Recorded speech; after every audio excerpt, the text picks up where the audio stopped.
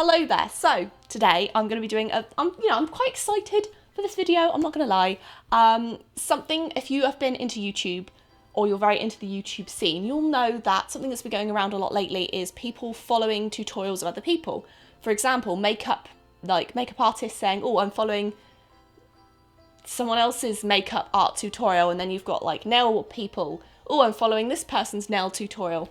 And of course in the art community it's been, you know, all following a Bob Ross tutorial, which is all fun, but as with all things YouTube, things evolve and they change and they get better. So something that has just started in like the makeup guru world is following a makeup or following a tutorial by someone, but with just the voiceover.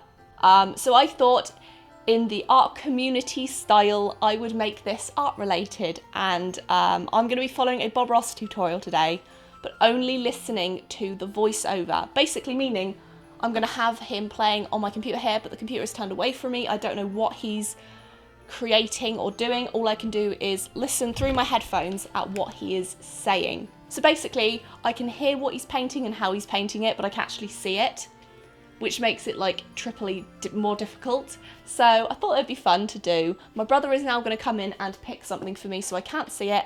I've got my keyboard here so I can pause and play at will. And yeah, it should be fun. Have you found one yet?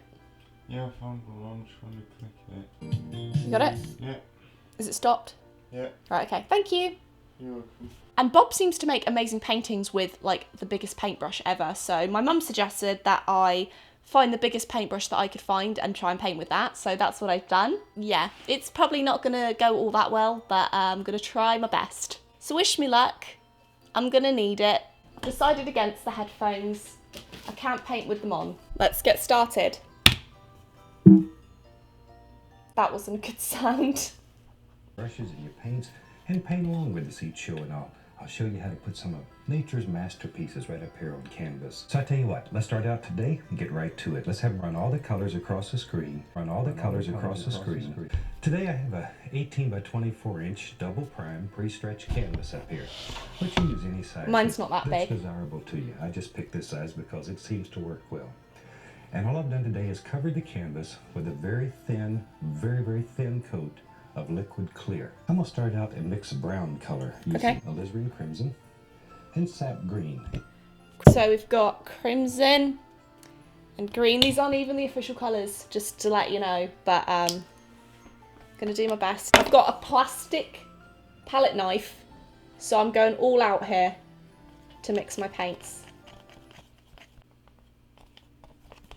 Okay, I don't know if that's enough. I don't know how much she's going to need that's brown. Is this the same colour as Bob's?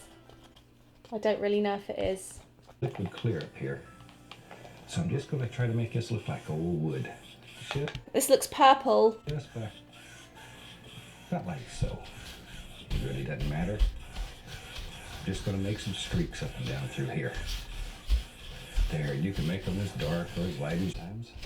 Sometimes you might want to put a little more of the crimson in, just give it a little reddish tone, a little reddish flavor.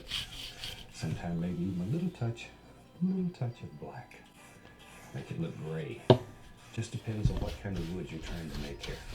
I don't have a clue what kind of wood I'm trying to make here because it doesn't look like any form of wood that I have ever seen before. He's probably got the canvas up the other side as well. It's probably like not horizontal, it's probably vertical. Come on, there we go.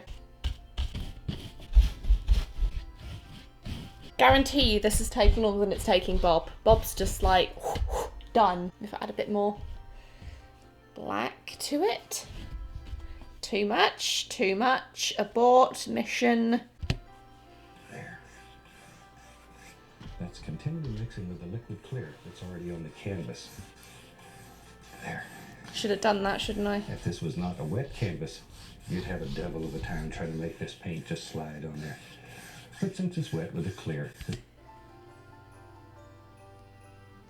I should have put liquid white on it. Although I don't even think you can when it's acrylic paint. Maybe I should have just put white paint on the canvas first. Once again, when you're doing yours, you change the flavor any way that you want it.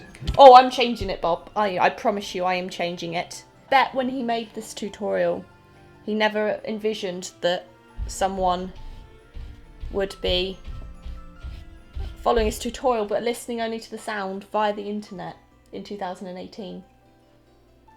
That is the impression that he has had on our generation. He is an amazing man. Is washing the brush. So let's do that. We wash our brushes, since these are oil paints, we wash them with odorless paint thinner.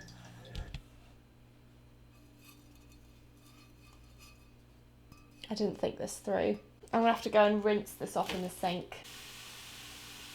I have a screen down here in the bottom of the bucket that I scrub the bristles against.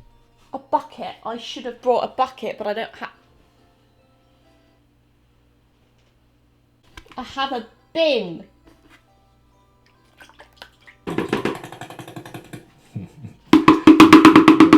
I'd recommend if you do that in your living room, you get some kind of protection. I literally sprayed water all over myself doing that and he told me not to. Sorry, Bob. Okay. We'll take just a fan brush, put in a little paint thinner. Oh, I don't have a fan brush.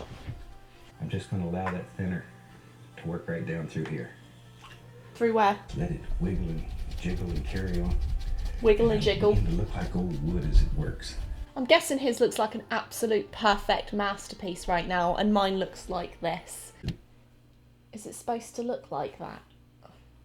I don't have a clue how much, in what part, sort of Bob is actually using these colours. Like, he could be putting a tiny bit of black and then loads of the other colours. I just don't know these things. Pull it out as flat as we can get it.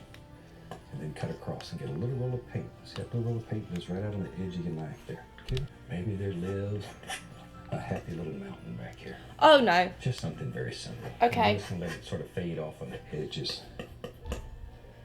Just wherever you want it. And you decide how many little peaks and bumps live in your mountain. Okay, he said about making peaks and stuff.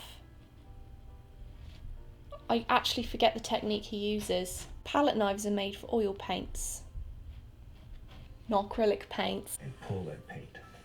Just let it move here. Give it a little pull. So most right-handed people find it easier to have the light come from the right. Okay, well I'm left-handed, so the light should come from the left then.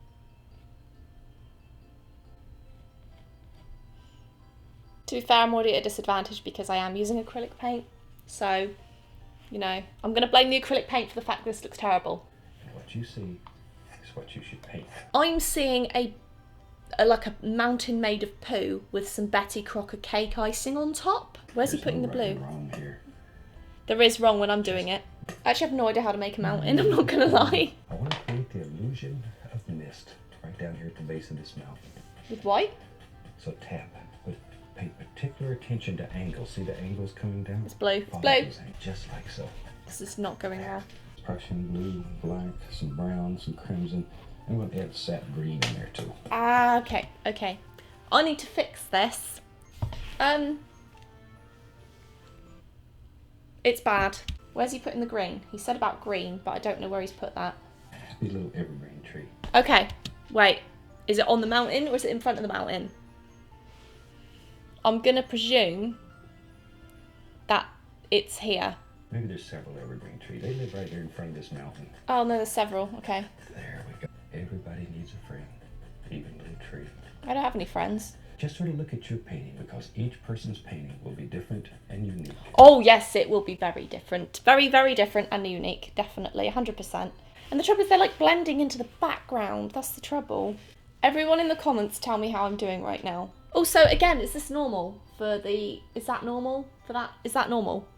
Is it? Is it normal? Please tell me because I don't know. Bob, I'm making a Christmas tree.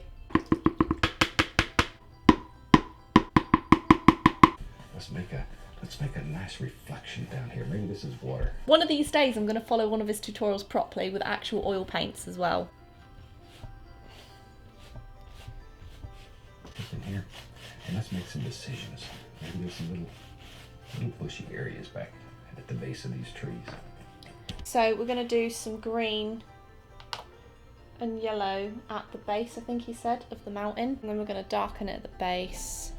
I like to fish, but I'm not a very good fisherman because I catch him and take him out of the water and take the hook out and put a Band-Aid on him, give him a little CPR, pat him on the tutu and put him back in there.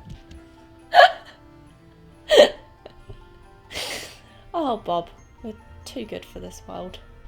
And just cut in an indication here and there of a little water line that just sort of floats. Okay, let's get a small brush. Now, a small brush in our style of painting is a 1 inch. So then when you turn it, it has a rounded corner.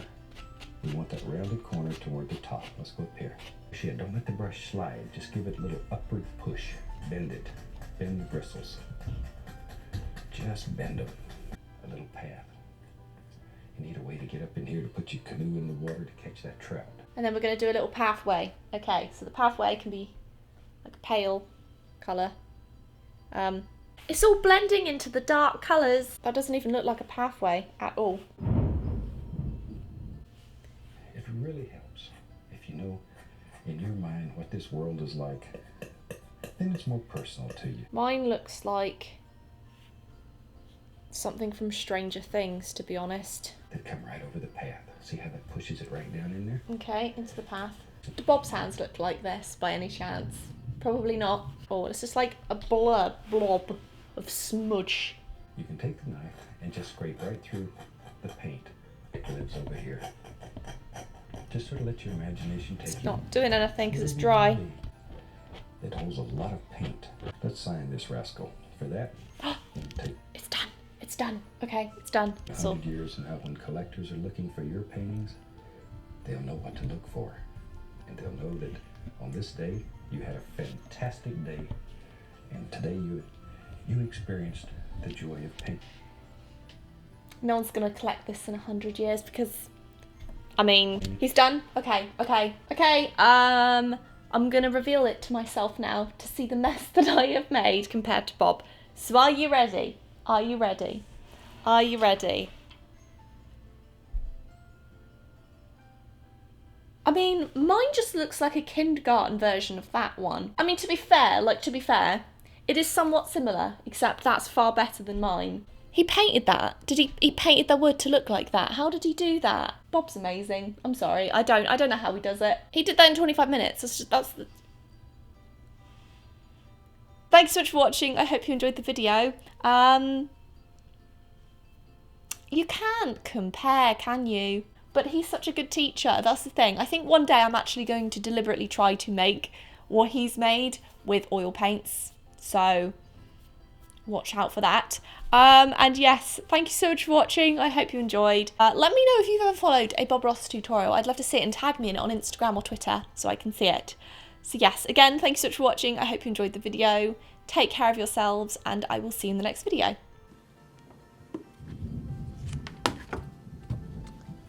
No, go in the bin. In the bin.